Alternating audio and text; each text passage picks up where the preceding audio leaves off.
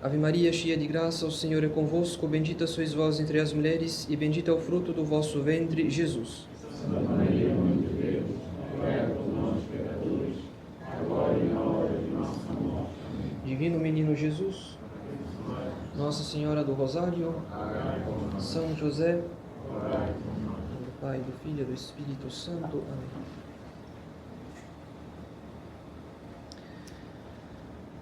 Caros fiéis, nós tivemos ocasião, no domingo anterior, de entrar nessa matéria tão importante que é o discernimento dos espíritos. Como nós já sabemos, discernir os espíritos consiste em discernir as moções, ou seja, os movimentos, as propensões interiores, aquelas inclinações ou da nossa inteligência, ou da nossa vontade, ou dos nossos afetos, seja para uma coisa boa, seja para uma coisa ruim. Então, como toda propensão interior pode ser chamada de espírito, se alguém está inclinado, propenso à oração, dizemos que tem o espírito de oração. Mas se alguém está inclinado a entrar em disputas e conflitos com os outros, então dizemos que tem um espírito de disputa. Ou ainda, se alguém está inclinado ao pecado da impureza, dizemos que tem o espírito da carne ou o espírito de fornicação e assim por diante. São Bernardo de Claraval aponta 6 espíritos como causa de toda e qualquer propensão interior. Porque a nossa alma pode ser movida ou pelo Espírito Santo, ou pelo bom anjo, o nosso anjo da guarda, ou pelo espírito da carne, ou pelo espírito do mundo, ou então pelas inclinações do nosso próprio espírito humano. Não obstante, caros fiéis, esses 6 espíritos podem ser reduzidos a 3 espíritos, ou seja, o espírito divino, o espírito diabólico e o espírito humano. Porque, como já sabemos, o espírito divino age ou por si mesmo ou por meio do bom anjo. Assim como o demônio age ou por si mesmo ou por meio dos seus instrumentos, que são o espírito da carne e o espírito do mundo. Por último, caros fiéis, nós também vimos que de todos os espíritos que nos movem ao pecado, o pior deles não é o espírito diabólico. O pior espírito é o espírito humano. O motivo é muito simples e vale o esforço de repetir. Como ensina São Bernardo de Claraval, pelo espírito humano nós somos tentados por nós mesmos. Então, em outras palavras, uma alma sem vida de oração e sem mortificação, ou seja, uma alma sem combate espiritual, está exposta a todo tipo de tentação diabólica, porque sem a graça ninguém é forte. Sem a graça nós não temos meios de resistir a todas as tentações. Isso significa que o demônio é forte quando nós somos fracos, mas ele é fraco quando nós somos fortes, porque, como ensina São Paulo, tudo posso naquele que me conforta.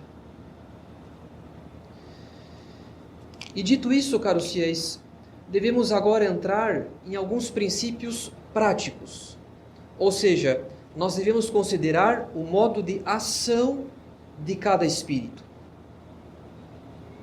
Em primeiro lugar, devemos saber que o Espírito Divino produz em nossa alma as suas santas inspirações por meio de graças atuais. Ou seja, aquelas graças transitórias pelas quais o Espírito Santo quer nos mover ao bem aqui e agora.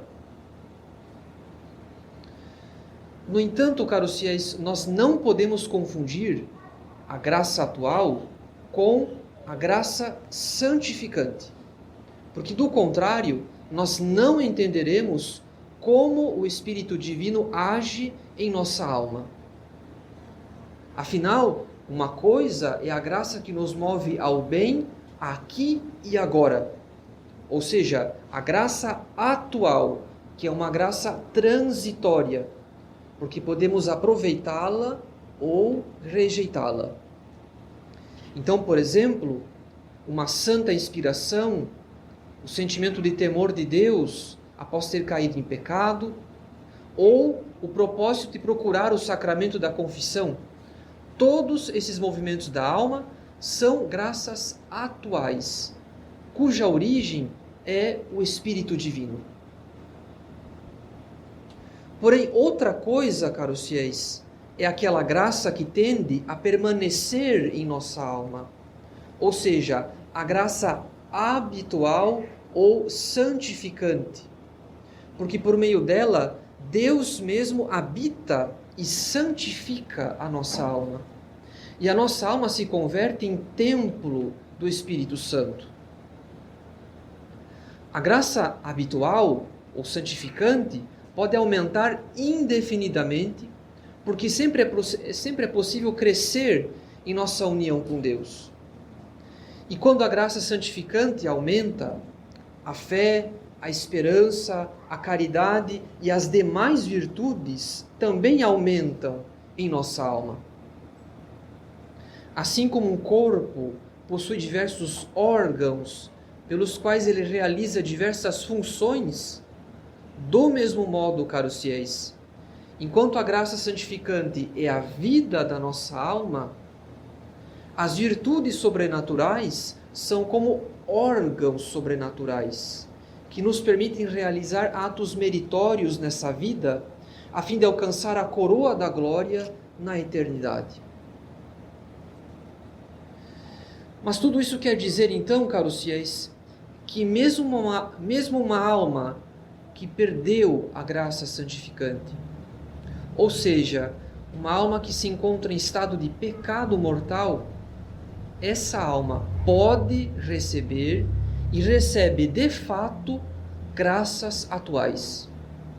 Ou seja, o Espírito Divino continua soprando suavemente na consciência dessa alma o temor de Deus e os bons propósitos para que ela retorne à graça santificante. Isso quer dizer também que quando nós rezamos por alguém que se encontra em estado de pecado mortal, a providência reverte nossas orações em graças atuais. Ou seja, Deus multiplica as ocasiões para que a alma reflita sobre o seu estado e tome os bons propósitos. Nesse sentido, nós precisamos saber que tudo aquilo que nos inclina a considerar, tudo aquilo que nos inclina a refletir sobre o estado da nossa alma, já é uma graça atual. Então, por exemplo, quando Santo Inácio ficou de cama durante várias semanas para se recuperar de uma cirurgia na perna, ele pediu romances para ler e passar o tempo. Porém, não havendo nenhum desses livros em casa, deram-lhe providencialmente a vida dos santos. No começo, Santo Inácio leu esses livros piedosos mais para a sua distração do que para a sua instrução. Mas, à medida em que lia e refletia sobre a vida daqueles santos, o Espírito Divino inspirou em Santo Inácio a resolução de fazer ele também o que os santos fizeram por Nosso Senhor, ou seja, o desejo de ser santo. Em resumo, caros fiéis, é certo que as moções do Espírito Divino em nossa alma são graças atuais. O que nos falta saber agora é se o Espírito Divino age sempre sozinho ou se a sua ação pode acompanhar alguma causa natural. E nesse sentido, a boa teologia nos ensina que há basicamente 3 possibilidades. Em primeiro lugar, caros fiéis, Deus é o único que pode agir diretamente em nossa inteligência e em nossa vontade. O demônio, por sua vez, não tem acesso à nossa inteligência e à nossa vontade. O demônio pode agir sobre os humores do corpo, sobre as paixões ou sobre a nossa imaginação. Mas ele não conhece e não age diretamente sobre os nossos pensamentos e sobre a nossa vontade. Isso não impede que o demônio faça muitas conjecturas acerca dos nossos pensamentos, a partir da nossa imaginação e do nosso estado emocional.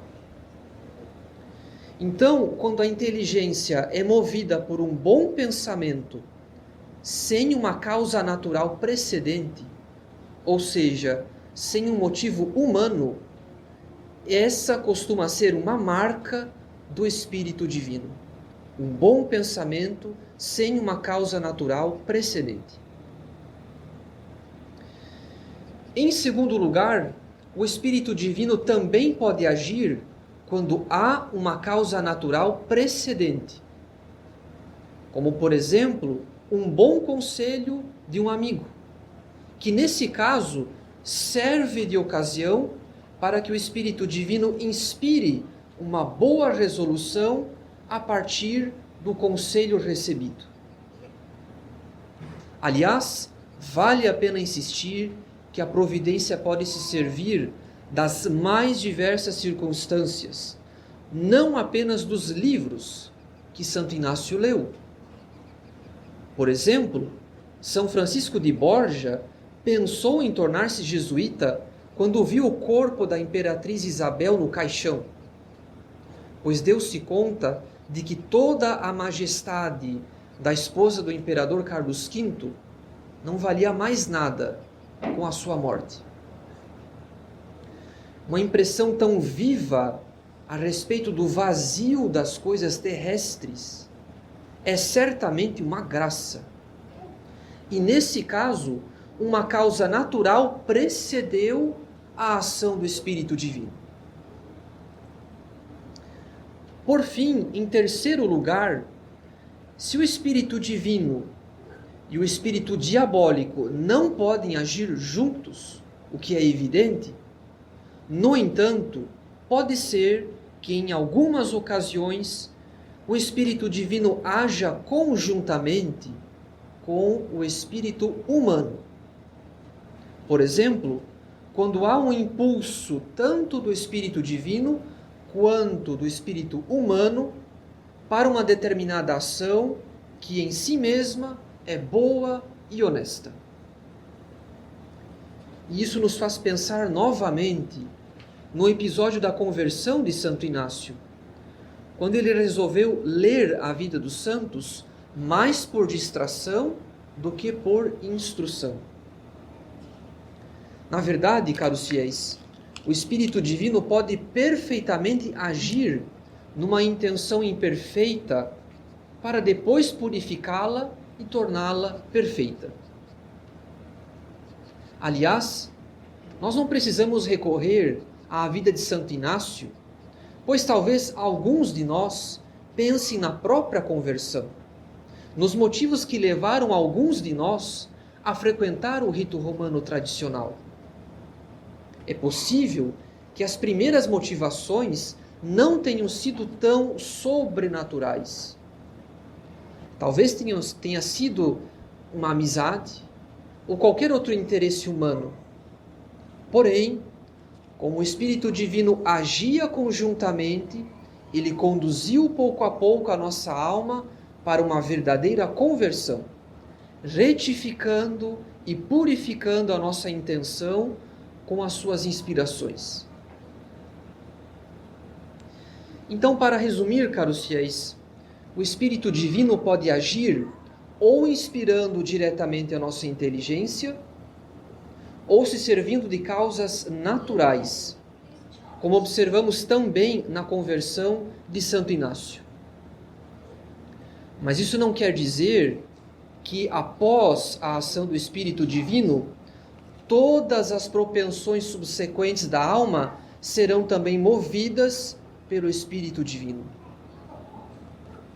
Na verdade, caros fiéis, Deus pode agir em nossa alma com uma boa inspiração ou com uma consolação, e logo em seguida nós podemos nos perder ou em movimentos do espírito humano ou em ilusões do espírito diabólico. Por isso o discernimento dos espíritos pode ser difícil em alguns casos, porque tanto o nosso amor próprio desordenado quanto uma tentação diabólica podem sutilmente corromper uma boa resolução e torná-la menos pura ou até mesmo pecaminosa. Por exemplo, uma alma reflete sobre a sua própria vida e toma a resolução firme de fazer uma certa penitência ou de ser fiel à oração cotidiana do terço do rosário. Porém, pouco a pouco, essa alma se convence de que não precisa se sacrificar ou rezar tanto, porque em comparação com outras pessoas, ela certamente pecou menos. Ou então, uma alma toma a resolução de ajudar o apostolado.